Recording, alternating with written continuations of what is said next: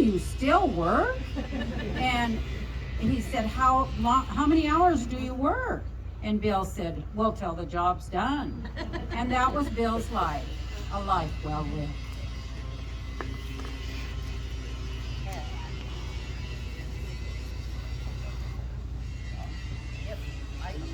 So my name's Tad. I'm Jack's son. Bill and Nancy treated me like $1 million. There was a second family. I lived up here for a while. I had a little trouble when I was younger, kind of finding the right path.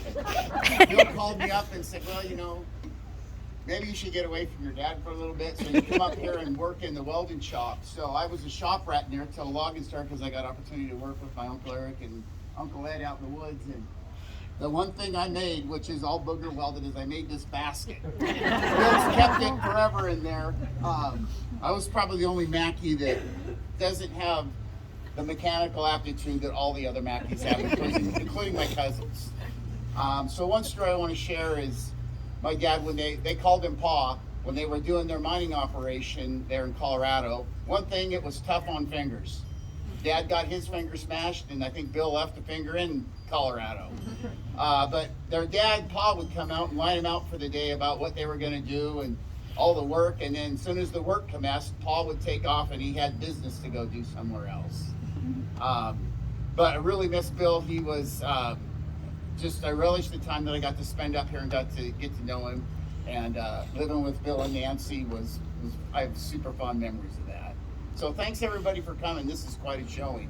I'm sure Bill would be pretty impressed with it. So thank everybody. So we'll try that. Tad's always a tough act to follow. He has great stories because he's had so many great experiences.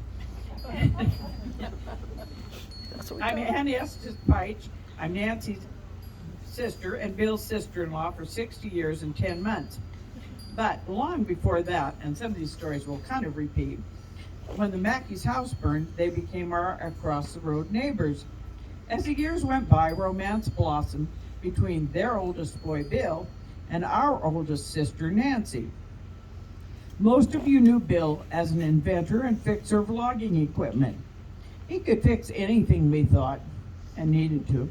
Dishwashers, ovens, dryers, and the washing machine. So many times. Whatever went haywire. That was a good word. Bill knew haywire, and he knew how to fix it. He was a handy man to have around. One Thanksgiving many years ago, after traveling here for 10 to 12 hours in horrid, lots of snow and ice weather, and in the dark, as we were nearing their home, we failed to negotiate a curve. We were left hanging over the creek with a carload of kids. Don't move when we saw where we were. Someone stopped and went to get Bill. Soon he arrived for the rescue.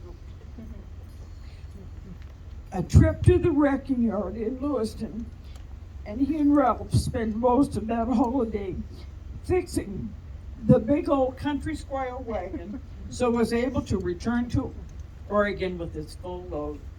He built their beautiful home, cedar home in the woods, 45 years ago, and now he was building it again, repairing the roof. Much of last winter was spent on diagnosing and repairing their water system. You can't do much digging with that many feet of ice and snow on the ground. True to form, he solved it. Bill's creativity covered so many different areas. Elaborately carved pumpkins, Halloween costumes, gifts of many kinds, ornaments, wind chimes, even cemetery markers. He made Kirsten and Annika's hope chests. And this part makes me cry. But time ran out before he finished on Annika's. He had beautiful handwriting. Many toys were built, and many toys were repaired by him too. As kids, we were amazed by his wonderful Tinker Toy and Erector set creations, and Pinewood Derby cars were works of art. Now we're up against something that Bill couldn't fix, or he would have. And that is all of our sadness. And it's unexpected, leaving us so suddenly. We will miss him, but we'll meet again at our great heavenly reunion.